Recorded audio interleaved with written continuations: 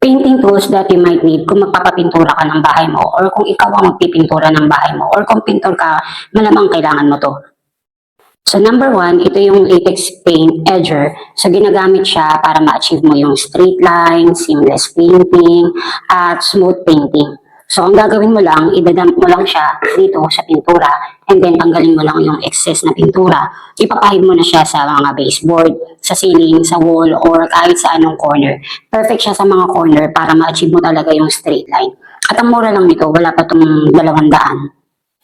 So, di ba traditional sa atin yung gumagamit ng baseboard? Yung iba yung pintura ng wall sa baseboard. So, yan, para hindi ka na mahirapang magpantay, hindi mo na kailangan yung tape. So, di ba sabi ng mga ibang mga pintor, ewan ko lang kung totoo to, kapag nagpipintura ka or dun sa mga delikadong part, dapat daw hold your breath para hindi manginig yung kamay mo, para magpantay yung pagpintura mo. So, ito very useful dahil hindi mo na kailangan gawin yan. Di ba? Dire-diretso na yung pagpainting mo, lalo na sa mga baseboard.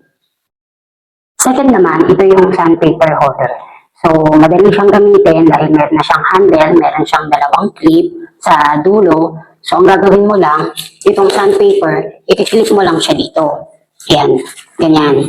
Pwedeng gupitin mo muna bago mo i-clip. Kasi diba, yung mga sandpaper, ginagamit din natin yung panglinis sa mga tiles, sa CR, hindi lang sa pader. So, para mapabilis yung pagliha mo sa pader, so, yan, meron nang nabibiling ganyan. Mura lang to, wala pa tong 100. Kasi nakikita ko sa mga pintor, ang ginagawa nila, di ba merong kahoy. So, ganyan, binabalot nila yung 2x2 na kahoy, yung sandpaper.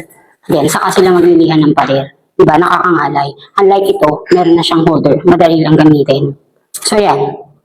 And lastly, itong extension pole. So, ang maganda sa kanya, threaded na siya, kaya hindi malulus yung mga paint roller mo. At mahaba na siya, available siya in 2 meters and 3 meters. Kasi di ba kung muna ginagamit natin kapag magpipintura tayo sa mga matataas na ceiling, gumagamit tayo ng PVC pipe or S4S na 1x1. So, kung gusto mo na medyo professional yung dating, o di ba, bumili ka ng extension pole. Mura lang yan.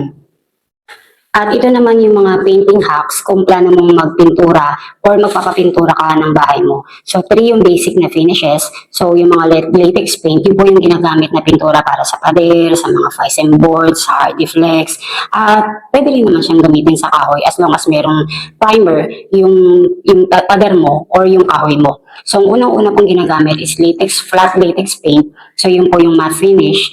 At common siyang ginagamit sa ceiling dahil yun yung part na hindi nadudumihan. Yung latex paint kasi, flat latex paint kasi, meron siyang disadvantage.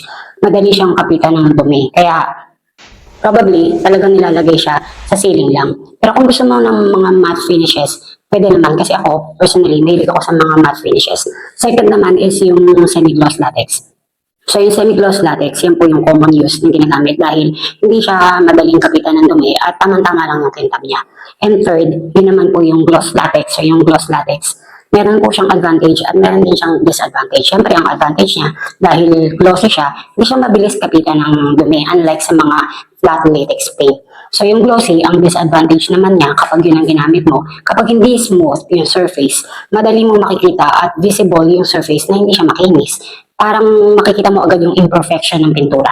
So, yun yung mga pagpipilian mo na pintura kung magpapapintura ka ng mga pader mo. So, yun.